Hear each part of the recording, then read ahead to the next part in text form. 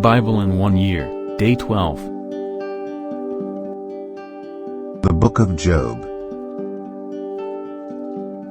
Job 32. So these three men stopped answering Job because he was righteous in his own eyes. But Elihu, son of Barachel the Buzite, of the family of Ram, became very angry with Job for justifying himself rather than God. He was also angry with the three friends because they had found no way to refute Job, and yet had condemned him. Now Elihu had waited before speaking to Job because they were older than he. But when he saw that the three men had nothing more to say, his anger was aroused. So Elihu, son of Barachel the Buzite, said, I am young in years, and you are old. That is why I was fearful, not daring to tell you what I know. I thought, age should speak, advanced years should teach wisdom. But it is the Spirit in a person, the breath of the Almighty, that gives them understanding. It is not only the old who are wise, not only the aged who understand what is right. Therefore I say, listen to me. I too will tell you what I know. I waited while you spoke. I listened to your reasoning. While you were searching for words, I gave you my full attention. But not one of you has proved Job wrong. None of you has answered his arguments. Do not say, we have found wisdom. Let God, not a man, refute him. But Job has not marshaled his words against me, and I will not answer him with your arguments. They are dismayed and have no more to say. Words have failed them. Must I wait now that they are silent, now that they stand there with no reply? I too will have my say.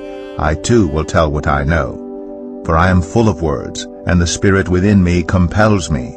Inside I am like bottled up wine, like new wineskins ready to burst. I must speak and find relief. I must open my lips and reply. I will show no partiality, nor will I flatter anyone. For if I was skilled in flattery, my Maker would soon take me away. Job 33. But now, Job, listen to my words. Pay attention to everything I say. I'm about to open my mouth. My words are on the tip of my tongue. My words come from an upright heart. My lips sincerely speak what I know. The Spirit of God has made me. The breath of the Almighty gives me life. Answer me then if you can. Stand up and argue your case before me.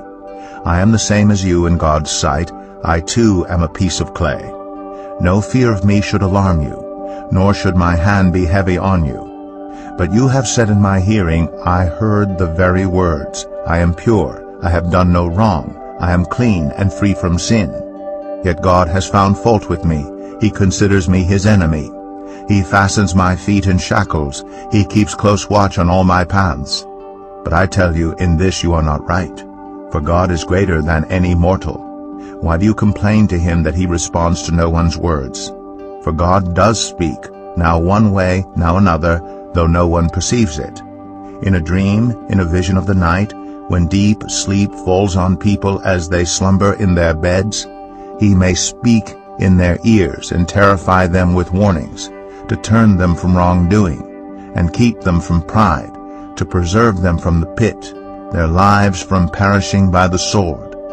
Or someone may be chastened on a bed of pain with constant distress in their bones, so that their body finds food repulsive and their soul loathes the choicest meal.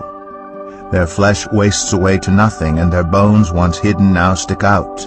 They draw near to the pit, and their life to the messengers of death.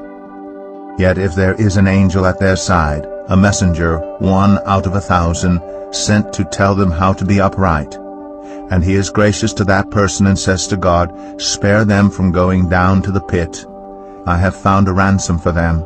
Let their flesh be renewed like a child's. Let them be restored as in the days of their youth. Then that person can pray to God and find favor with him. They will see God's face and shout for joy. He will restore them to full well-being, and they will go to others and say, I have sinned, I have perverted what is right.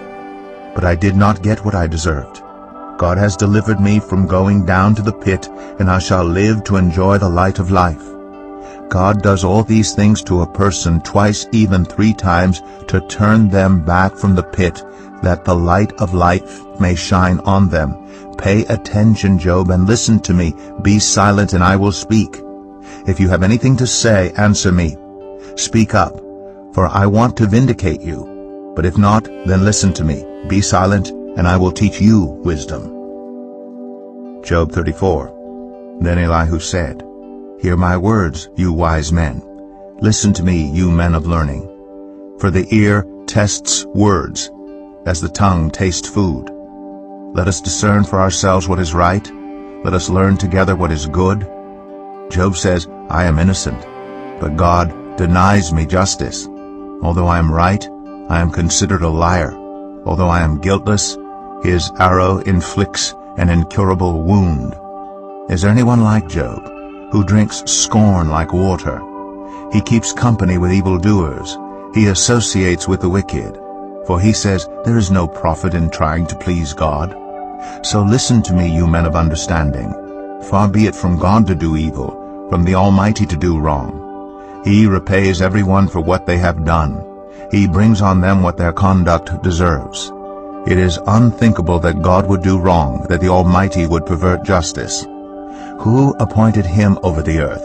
Who put him in charge of the whole world? If it were his intention and he withdrew his spirit and breath, all humanity would perish together and mankind would return to the dust. If you have understanding, hear this. Listen to what I say. Can someone who hates justice govern? Will you condemn the just and mighty one? Is he not the one who says to kings, you are worthless, and to nobles, you are wicked? Who shows no partiality to princes, and does not favor the rich over the poor? For they are all the work of his hands. They die in an instant, in the middle of the night. The people are shaken, and they pass away. The mighty are removed without human hand. His eyes are on the ways of mortals. He sees their every step. There is no deep shadow, no utter darkness where evildoers can hide. God has no need to examine people further, that they should come before him for judgment. Without inquiry, he shatters the mighty and sets up others in their place. Because he takes note of their deeds, he overthrows them in the night, and they are crushed. He punishes them for their wickedness, where everyone can see them. Because they turned from following him and had no regard for any of his ways, they caused the cry of the poor to come before him, so that he heard the cry of the needy.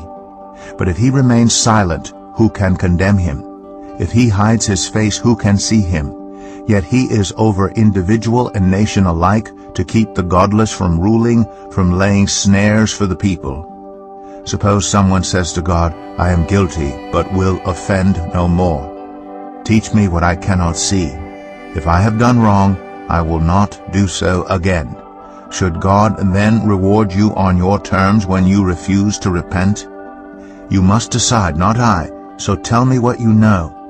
Men of understanding declare, wise men who hear me say to me, Job speaks without knowledge, his words lack insight. Oh, that Job might be tested to the utmost for answering like a wicked man. To his sin he adds rebellion. Scornfully he claps his hands among us and multiplies his words against God.